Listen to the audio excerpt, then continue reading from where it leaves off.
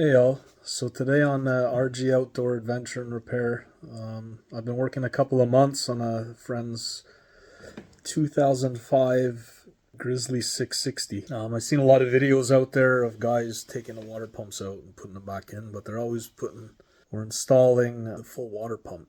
You can save a lot of money by rebuilding it. Of course, it's a lot easier just to put in the full pump. It's a bit more work to rebuild it, but you save a good amount of money. I haven't seen any videos on how to rebuild them. I think I'm doing a pretty good job. I'll show you what it's coming out of. Obviously, if you're at this point of rebuilding a pump, you kind of know what you're doing. There's seals, O-rings, there's some sort of spring, I don't even know what you call it there. It's like a press fit. I don't know, I'll have to show you on the video there. Obviously, you pull the pump off of this. That's what it's going to come out of. You have the drive gear in there, which goes into the slot of the impeller shaft. You got to make sure you line that back up when you put them in. There's only 2 bolts, one there and one there, that's going to bolt on the water pump housing after it's rebuilt. So I'm going to show you guys where I am in the process of rebuilding. I didn't get a video of me taking it all apart, but I'll try and explain myself to you guys. I'll try to explain to you all how I took it apart. It's not exactly hard. It's just you got to be careful. It is aluminum. Try not to drop it. Try not to pry too hard on it, but it goes well, relatively well. I have a piece of plate glass that I put sandpaper on. I resanded the faces so that the matching faces come together nicely. I'm not very good at holding my camera and trying to get everything in frame, so this is all new to me. So this is kind of what the mating faces look like. There is a gasket that goes in between the 2 of these. We're installing the Vertex water pump rebuild kit. Very hard one-handed. So that's the gasket. Comes with a new circlip, a new washer for the drain bolt. This is that piece that I was talking about that's like a spring activated something. I don't know, it's just a seal. I don't know exactly how it works there, but the new one, I already installed it. I didn't get a picture of that, but I will explain how I took it out. So it came with this. This is the old one. This is all the old stuff. So that's the old seal, the old bearing, the old O-ring. It did not come with this new O-ring. So I have an O-ring kit that luckily had the same size O-ring that we needed. I put some silicone brake lube glide in there so that it protects the rubber and it makes everything go back together again. And that O-ring goes in this pipe. So inside of that housing, that O-ring is going to fit in there, and then put the pipe on and this bolt gets bolted down, holding everything together. It doesn't come with a new shaft. This was all rusted, so I sanded that down on the belt sander a little bit to make it nice so that it fits back in. Comes with a new seal, a new bearing, a new big O-ring. That's about it. It also comes with this ceramic bushing, kind of. There's rubber in the back of it, so it is a seal slash, I guess, ceramic bushing. I guess once the drive shaft comes through, it gets screwed on. Hold on. So we're going to try this again. I'm not sure how in frame this is going to be, but we're trying it. Okay, so this ceramic bushing gets pushed into here. No special tools needed. It just gets pushed in. The shaft gets screwed into here. It is reverse thread. So if you're trying to take this off, don't try and take it off the regular way. It goes reverse. So it comes off clockwise. Sorry, I might not be in frame. Still getting used to this. So it comes off clockwise, okay guys? Comes off clockwise. So yeah, so to get this bushing slash seal out, what I did is I had a big socket. Hold on, give me a second. A socket that pretty much fit around this part of the, I guess, the housing.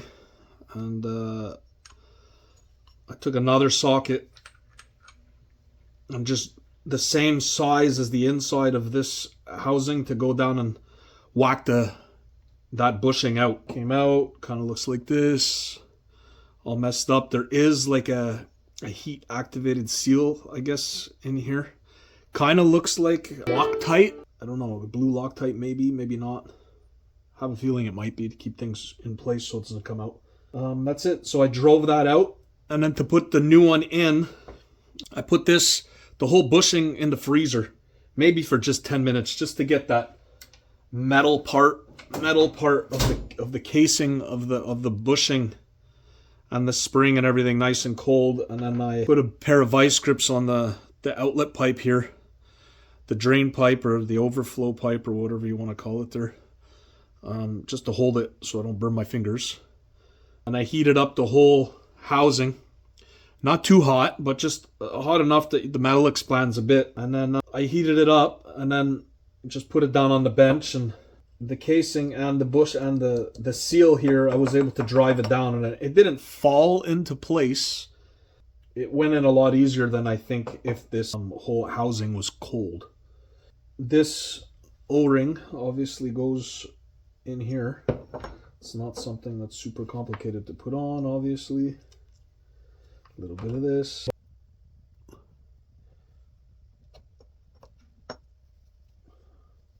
Obviously, if you guys are doing this, you kind of know what you're doing at this point.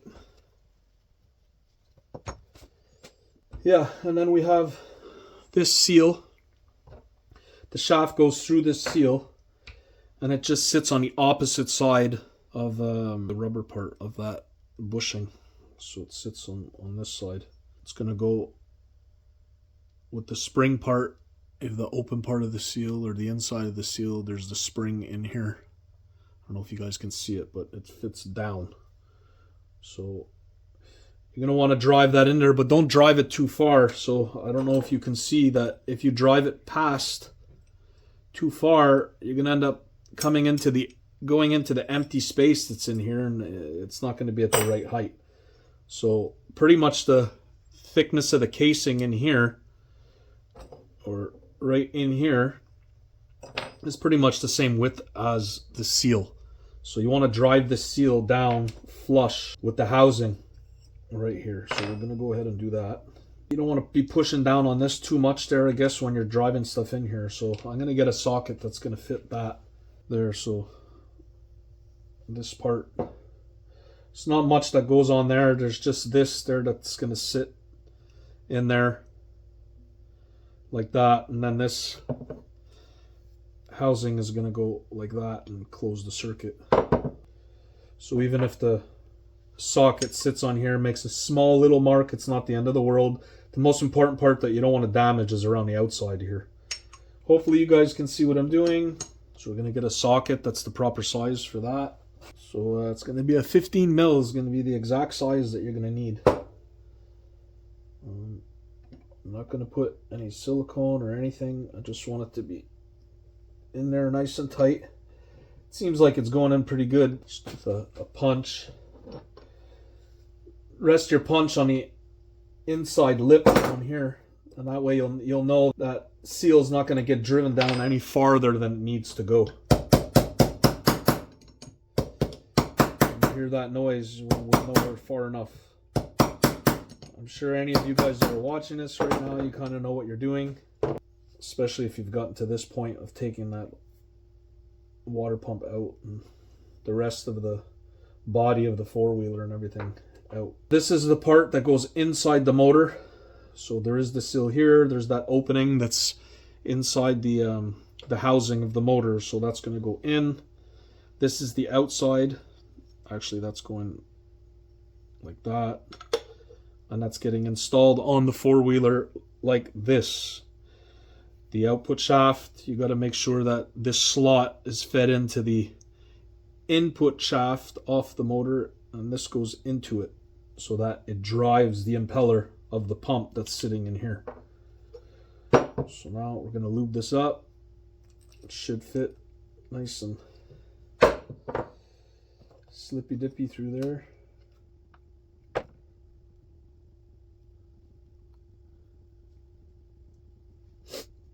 Here we have the bearing. We got to put the bearing back in. So when you're putting stuff together like this, you can't practice. So we got the bearing. Doesn't matter which way it goes in. Usually you try and put it with the numbers. I don't know if you can see it, you probably can't see it, but there are numbers and letters on the bearing. Put them facing up so that if you ever take it apart or you need to change the bearing, at least you can read what's on the bearing and it's not hidden underneath that you have to take it out. I could actually heat this up again, but because of the seals that are in there, we don't want to do that, so we will have to drive this back in. Nice and gentle like.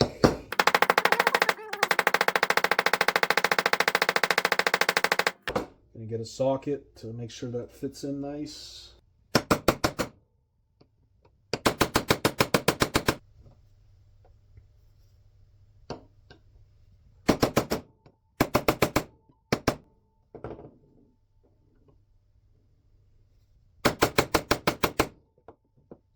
So that's it. It seems like I'm hitting pretty hard.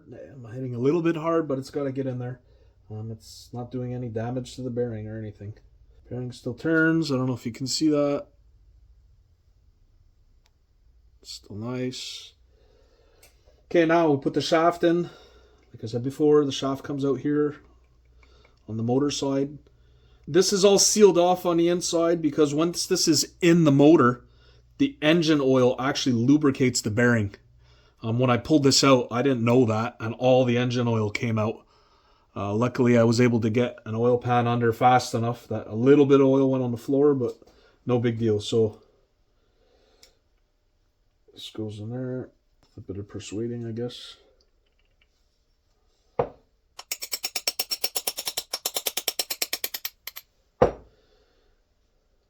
There you go. So you can see the old wear marks from where it used to sit. It sits, I don't know, whoops, sorry. You can see the wear marks there, so it sits right around there. And that's it. So this is going to turn that. And then the impeller is going to position everything in place. So this is nice. You got the ceramic bushing there. This is reverse thread. So we're going to go counterclockwise to screw it on. Okay.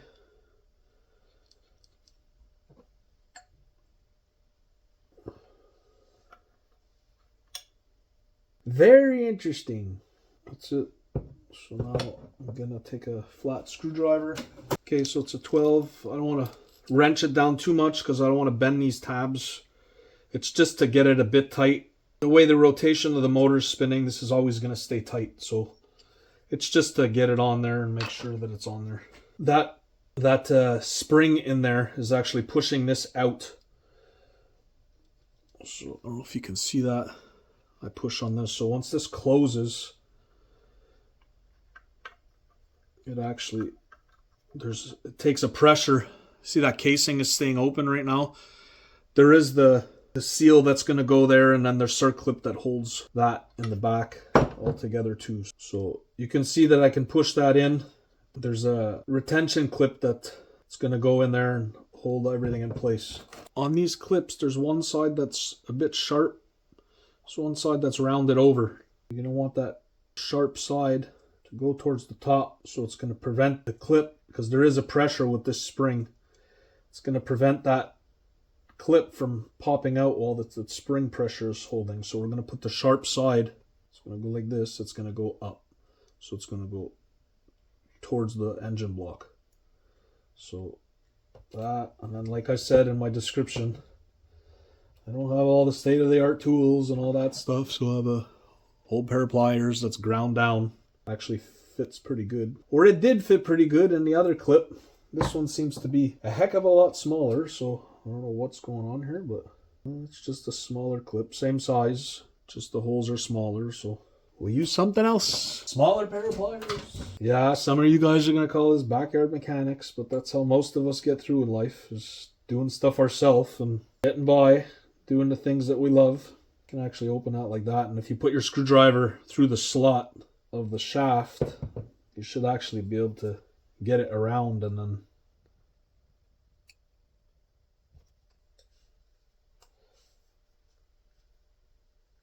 over that shaft without the clip going flying, of course.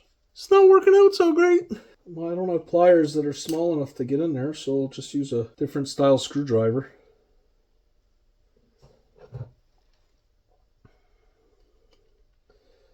Hopefully we'll manage to get this thing on there. Okay, so we got it on there finally.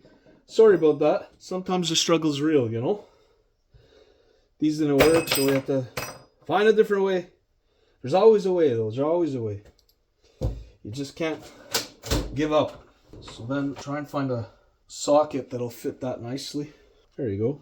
So a nice 7/16 socket, just 1/4 inch. I'll be able to push it down by hand. Put a bit of pressure on that for that to pop out. There, you heard that snap in place. Go with a flat screwdriver and just rotate it to make sure it's in place properly. And that's it. So it's in place. I don't know if you can see it. There. That holds everything nice and tight. Housing's back together. Bushings are in. Seals are on. Okay. And then got the gasket that goes on here. Gonna put a tiny little bit of silicone. Just a thin coat. This is a thicker silicone. I like it for this kind of stuff. Doesn't ooze out. Doesn't make a mess. Does create a bit of a thickness, right? That little bit of carb cleaner here, clean that up. You're just gonna go and put a thin amount. It's just gonna act like a glue just to hold the gasket down in place. See, like I still got a lot left on my finger. It's just putting a very thin coat just to say that it's gonna hold the gasket on, and it should all squeeze out once we tighten everything down. There's only 2 bolts holding this whole casing together, so once you get everything on the motor, then obviously there's 4 bolts holding it, but there's only 2 bolts actually bolting this casing together, so not much holding it together. Go to the other one. Carb cleaner, brake cleaner, whatever you got, doesn't matter. As long as this has got a bit of acetone in it. It goes like that. Well, yes. There you go. So these 2 parts of the casing are going to rest up against the block of the motor. So you have these 2 bolts, these 2 screws holding the casing together, and then the other 2 bolts come and rest everything together. So now we're going to put a bit of anti-seizure on the 2 bolts. Just a bit like.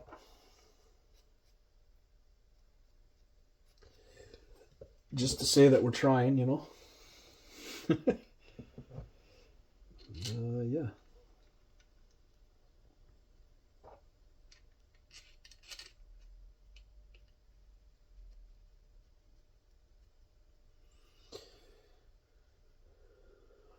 Okay, 8 mils in my hands.